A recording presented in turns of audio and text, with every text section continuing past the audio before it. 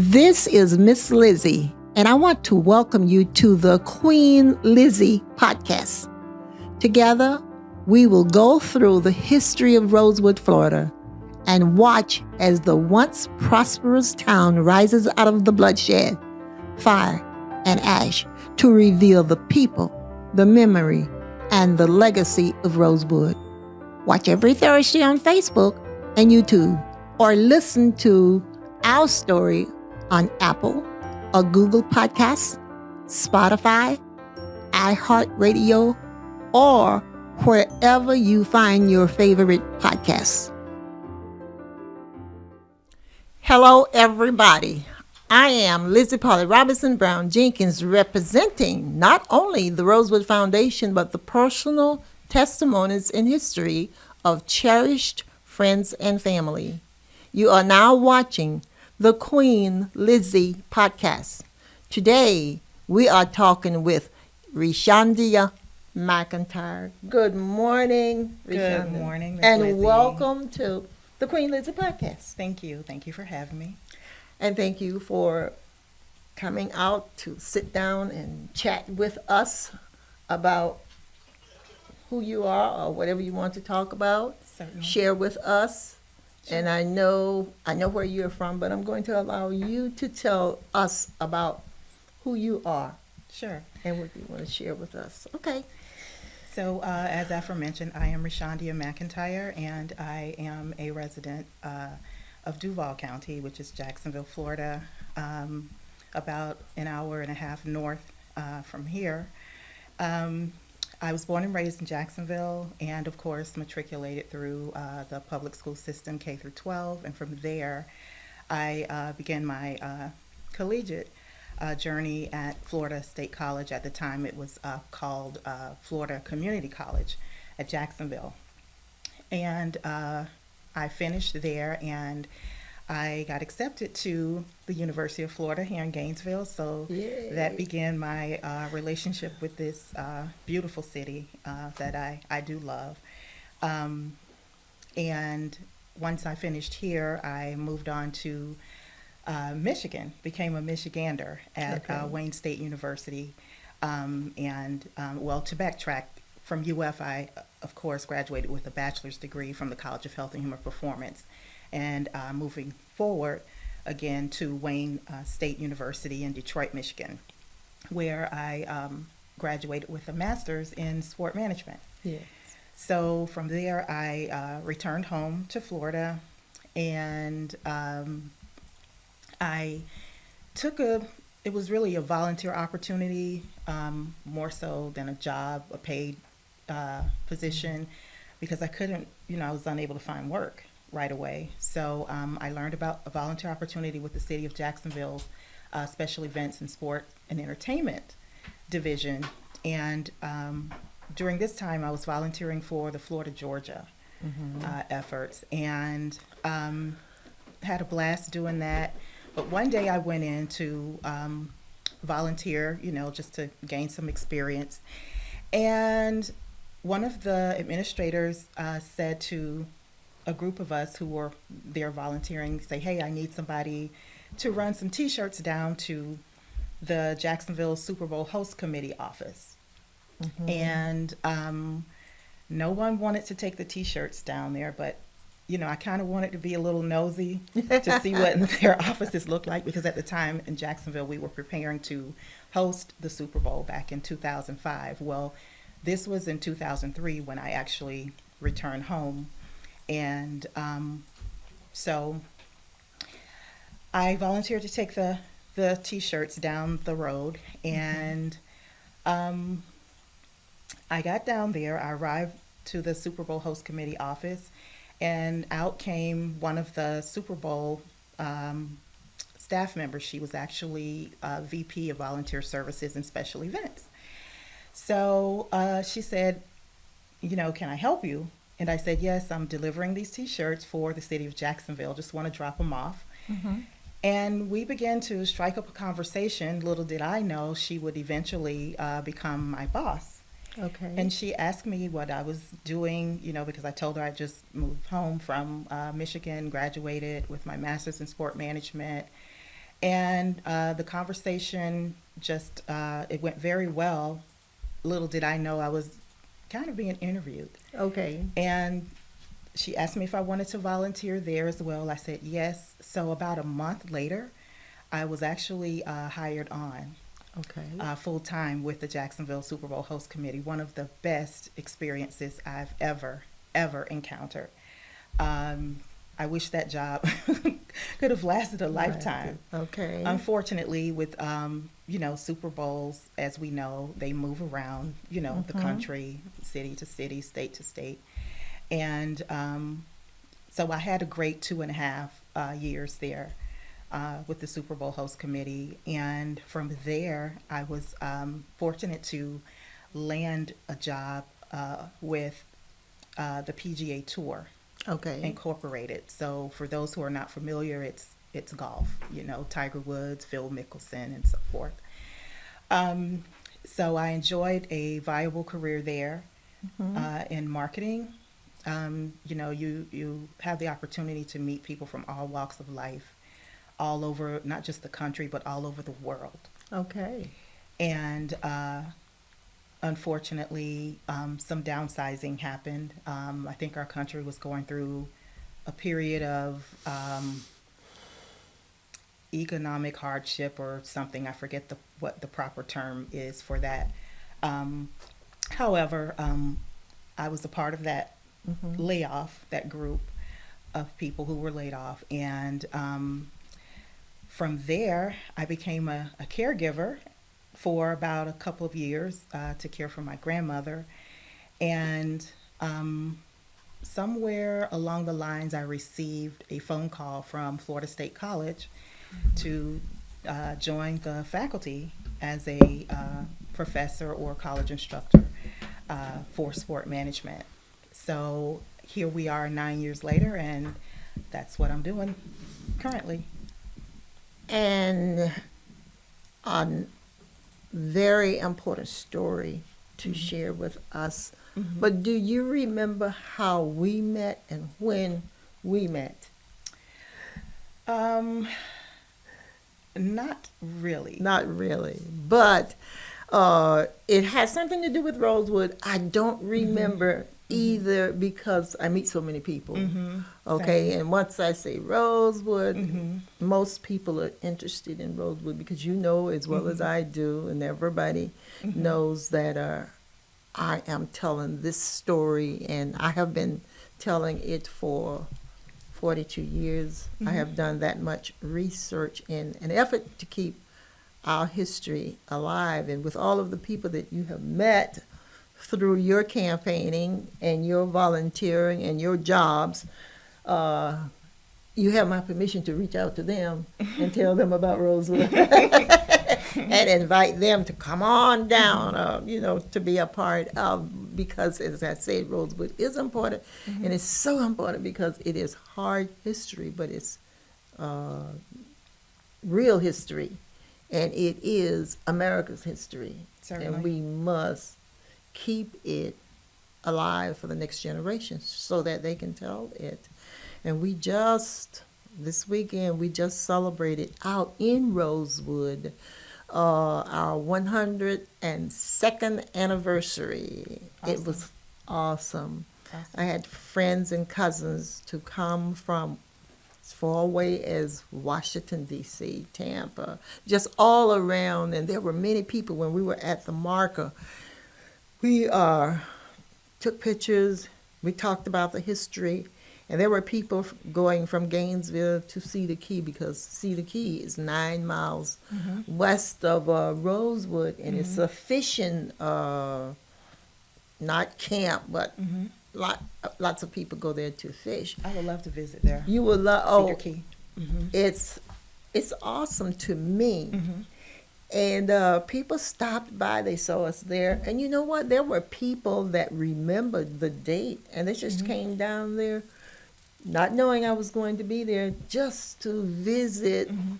the marker. And it was really, really exciting and amazing, and we had a wonderful time. But speaking of Cedar Key really, the last storm really damaged them. I hear that. Really, really. Yeah. But they are making a comeback, Mm-hmm. okay? And I tell people Cedar Key is my home because 1848, my great-great-grandfather was born there. Not born there, let me back up. He was born in the South Carolinas, but I found him on the 1870 census in Cedar Key. He was age 1. I never found his parents, and but he was there, and that is I tell people it's a peninsula, Cedar Key, surrounded by the Gulf of Mexico, one way in Yeah, and one way out. I heard about the unfortunate circumstances in Cedar Key, and I think that was the last one was maybe the second storm because there was one prior to that. Oh, there were a bunch prior. Yes, yeah. but I know what you're talking about. Yes, recently there were 2, right? Yes. Mm-hmm. And the last one did lots of damage. Yeah. But they are like the comeback kid. Yeah. They came back, and I often tell people, I say, well, in 1897 there was a tsunami. A tsunami? I said, yes, there was a tsunami in Cedar Key, and many of the people that were in Cedar Key when the tsunami happened, they were not moved over. Maybe I don't know what happened, but some of them were moved east. And that's where the name Sumner came from. That's where the name Rosewood came from. Sure. LZ, and on back to Gainesville. These little places popped up because the tsunami took care of some of the people and moved them to the east side of town. And the history is so fascinating, so ugly, but I tell it so positively. Yes. And I often tell people that this is my mother's story. It doesn't belong to me, and I want everybody to claim some of it. Yes. Yes. I've been to the marker, I think when I was a student here, undergrad, but I've never had the opportunity to tour the home that sits on that property. Yes. So that's Yes. something I would love to do as well. We, he gave that home to me. He donated it. When I Okay. say he, the owners, the current Correct. owners, Ian and Hannah Stewart, Ian and Hannah Stone donated it to my foundation. However, we could not afford to move it without destroying it. It's over 100 years.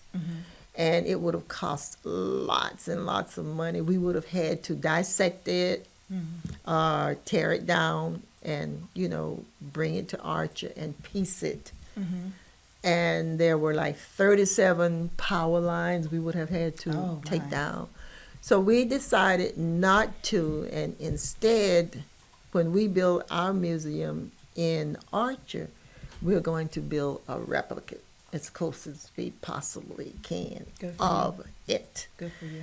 Yes, it's a lot of work, it's a lot of time, and it's going to cost a lot of money. So this week we were in Newberry, and we had an event there which looks so much like Rosewood. So someone asked Mayor Jordan Marlowe, said, well, how long do you think it's going to take you to build the museum in Archie? He said, oh, maybe 6 years. I looked at Marlowe, I didn't say anything. 6 years? We better hurry up. I'm 86. I don't know if I'm going to be here. I'll be here another 6 years, but we need to make it happen earlier. But we are really, really, really trying very hard to raise enough money to make it happen. We're going to do that. We are going to raise the money to make it happen. So we had an excellent weekend. Friday night, we talked about Josiah T. Walls. And people don't know, but Josiah T. Walls taught school in Archer, and he taught school on the property, near the property where we are going to put the Rosewood Museum. And it's a big story. Yeah, you've been quite busy this year. We're only, 5 days in, 6 days in? Yes. You've been very busy with Rosewood How do you efforts. know? You follow me. Something called social media, Miss Lizzie. Yes, indeed. It's It's a lot of work. Oh, yes. It's a lot of work, and I'm trying to live up to my mother's expectation. It's Well, not easy. it's wonderful that you're honoring her wishes It's all and, about her. and the legacy of your family. So, It's all about her, and she was all about people. mm-hmm. And she grew up in the Jim Crow days, but she was not angry. Mm-hmm. Mhm. Okay, that's about time for our first how. We are going to head to a quick break, and we'll be right back after a word from our sponsors. Meldon Law has been serving personal injury victims since 1971. In those days, Jeffrey Meldon's presence as an attorney in the music scene dubbed him with the nickname the Hippie Attorney. And although times have changed, two things haven't: our commitment to bettering our community by helping the injured, Albert, are you ready to go to the game? and our love for the Florida Gators. If you bleed orange and blue, Meldon Law is the firm for you. I am Black History. I am Rosewood Black History. I am Florida and America's Black History, and you are too. January 1st, 1923, the KKK insurrectionists attacked Rosewood, killing 5, burning it down. Because a white woman lied and cried, a black man assaulted me. Rosewood redevelopment is on its way. Want to help? Visit rosewoodflorida.com. Welcome back to Queen Lizzie Podcast, brought to you weekly from the Steve Spurrier Podcast Room at Spurrier's Gridiron Grill. We are here with Reshandia Mcintyre. The Queen Lizzie Podcast is brought to you by Campus USA Credit Union, live from the Meldon Law Gator Studios at Spurrier's Gridiron Grill. I'm back. And speaking of Spurrier's Gridiron Grill, remember, each weekend there is a brunch here from 11 a.m. to 3 p.m. Stop by. That's on the weekend, Saturday and Sunday. I'd like to meet you here. In fact, we are planning an event here with a group of people the last weekend in this month on a Saturday. We would love to have you here. Please support the Spurrier Gridiron Grill because they support Rosewood, the Rosewood Foundation, and we are always happy to reciprocate. Okay, so as I tell people, what keeps me going? You just said you are happy that I. What did you say about my mom? Honor my mom. That you're honoring her wish and legacy. Exactly, and it's part of yours too. Okay, you may not know it, but history is who we are. Yes, And ma'am. all of us are incorporated in. Absolutely. In this history, okay? And I want your grandchildren, my grandchildren, nieces and nephews and cousins in years to come to make sure they keep this history alive. Yes, my nieces and nephews, because I think I'm too late for grandchildren, but my nieces, I know what you meant. Yes. But nieces and nephews, and yes, we have to make sure that we continue to share our history and just create, legacies for those who follow us to, continue in the vein that we are opening for them and creating for them. It's important. Yes, ma'am. I was listening to Jimmy Carter, some of his tapes or videos this past weekend, and I heard him say that when I grew up, I didn't have electricity. We didn't have running water, but he became the president.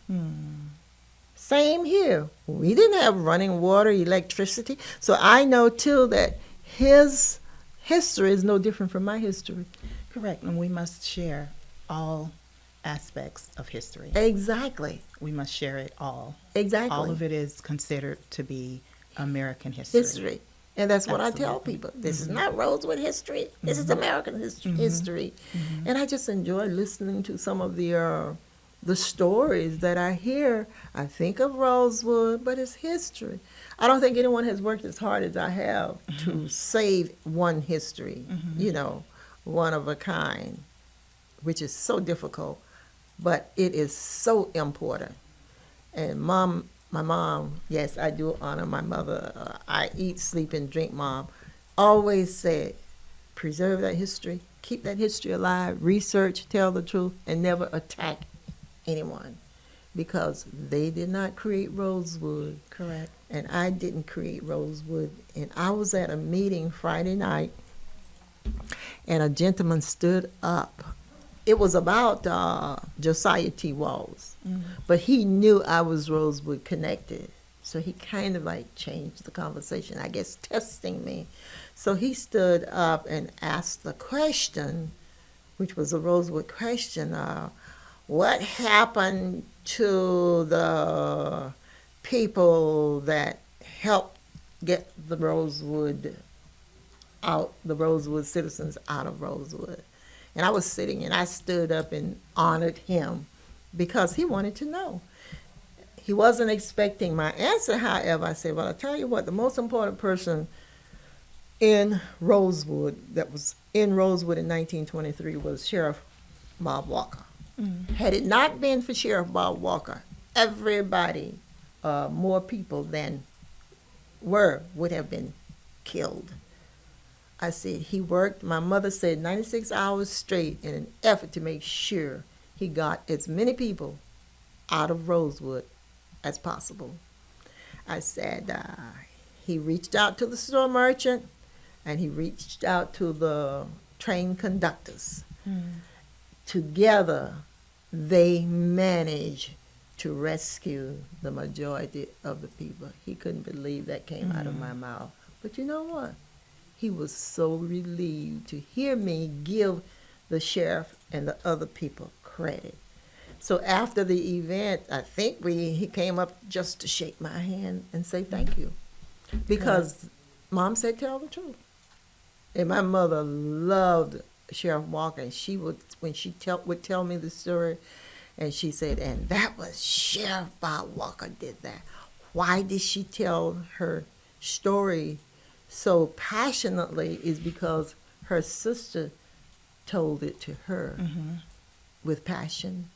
And had it not been for people, and I just heard you say, we have to help and respect each other. Absolutely. That's right.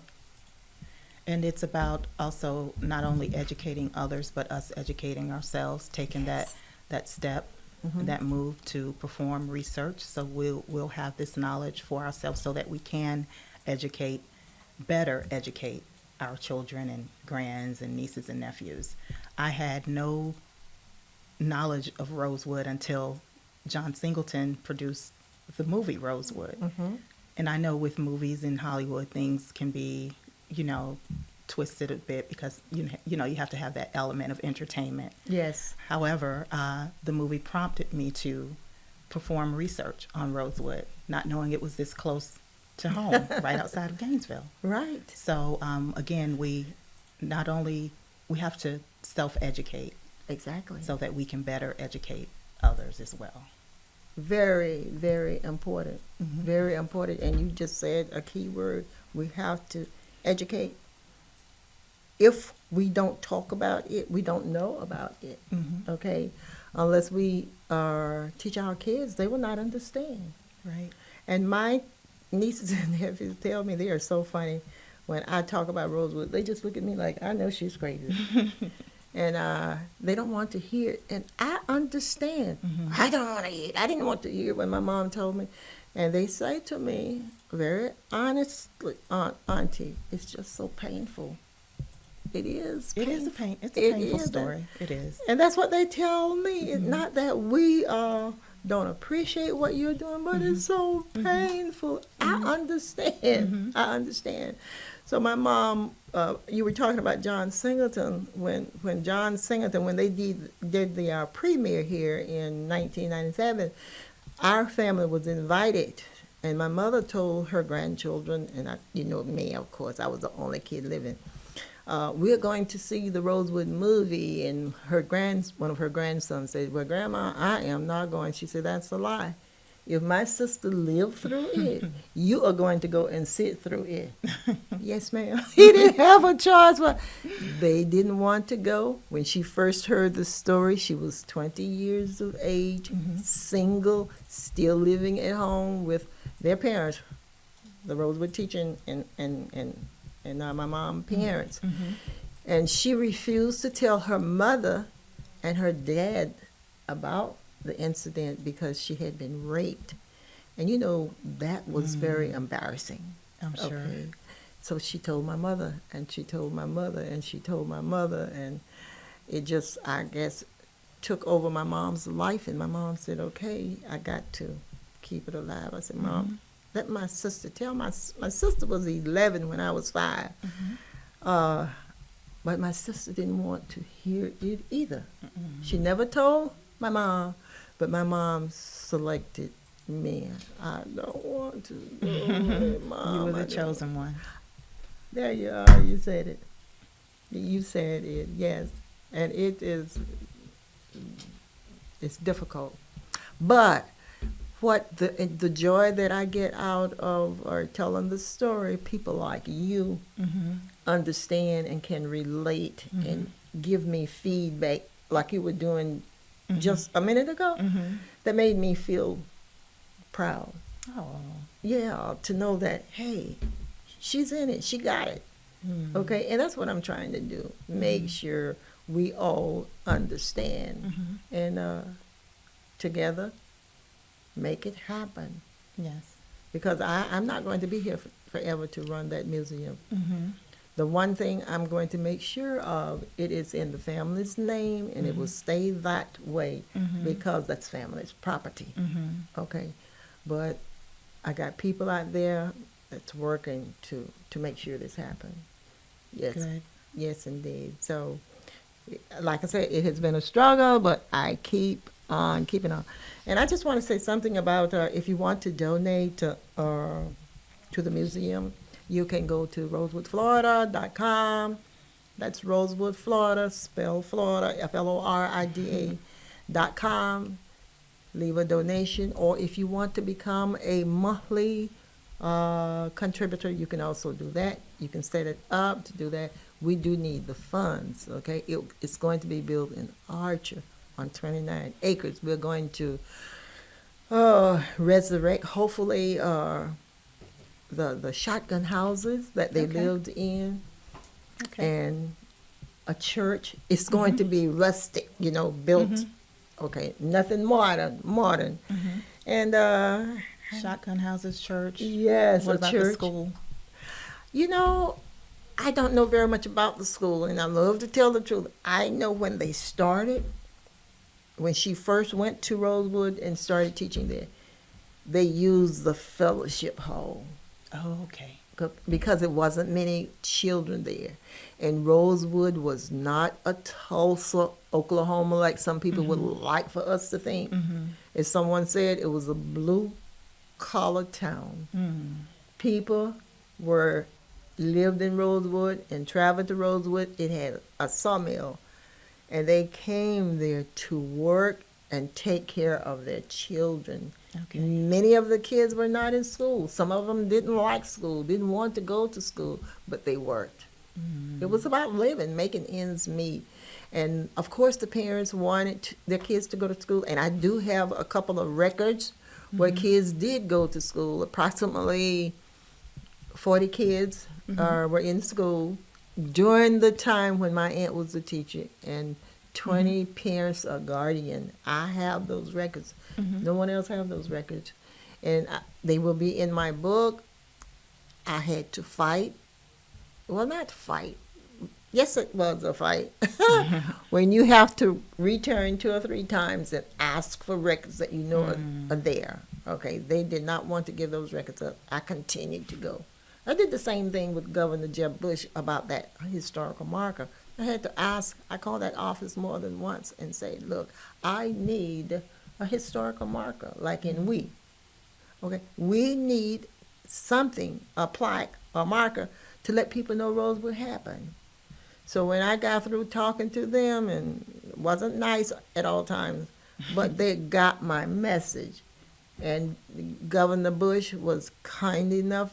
I invited him to come down and be my speaker, and he dedicated the marker. Oh, I wonderful. introduced him. So we are friends. We're still friends today. Good. Yes, indeed. But I had to take a stand, as my mother said, and make sure it happened. Not for me, but for the people. So in 1997, my mother was still alive when Governor Lawton Charles invited the family up and did a big, food and all that kind of stuff. I can't think of what it's called. But anyway, we were there. My mom and me, and we sat to the table with Minnie Lee. We had a wonderful time. Minnie Lee, people don't know it, and I hope you all are listening, especially her children and grandchildren. My aunt and uncle reared Minnie Lee because Aunt Emma died in 1924 after her husband was killed. One of the persons lynched in 1923, and she was already sick. She could not take it, so she died. And all of the children, my aunt and uncle took care of them. So the story goes on and on and on. Oh, yeah. And So my much book to be is so said. Yeah. So much to be said. It's so much to be said, and I think I have spoken now for about 30 minutes. Is there anything else you would like to say? Just quickly, I'm also a part of the University of Florida Association of Black Alumni, Jacksonville chapter, and formerly the National Board. And we do have if there's any alumni out there listening, we do have our Black Alumni Reunion coming up in a month from now, actually February 6th through the 8th, right here in Gainesville. So you can go to our website, ufblackalumni.com, to check out the list of events and how you may register. And if you're here in Gainesville, for those who don't know, there is a UFABA, Association of Black Alumni, Gainesville chapter. So I believe we have over 1,000 here, alumni. So I encourage you to, again, visit the website and navigate to the Gainesville chapter tab to see how you may become involved. So Wonderful. and thank you again for having me, and I wish you all the best. Wish you well in your efforts. Thank you, and go Gators. Go Gators. Always. Especially the girls basketball team. They just won. What did they win? They just won something last night, a title. But anyway, they won. So I go. missed it. Yes, Yeah. go Gators. But anyway, thank you all for listening. I am continuously humbled, honored, and blessed to meet people daily and invite them to join in peace building, healing, and reconciliation through learning about the history of Rosewood. That will wrap up today's episode. I am Queen Lizzie. Until next time, this is my Rosewood story, and I am sticking to it. Goodbye.